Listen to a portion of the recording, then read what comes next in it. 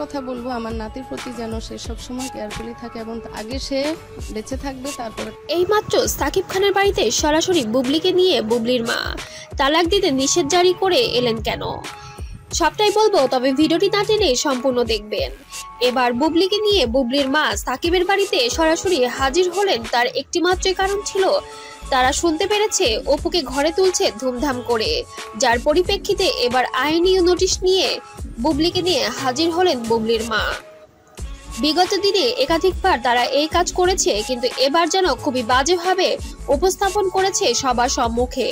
অনেক মিডিয়ার লোক ছিল যাদের সামনে অনেক আজে বাজে মন্তব্য করেছেন বুবলির মা, এবং বুবলি যেন মাটিতে গড়াগড়ি করে কান্নাকাটি করছে এমনটাই দেখতে পেরেছেন দর্শক।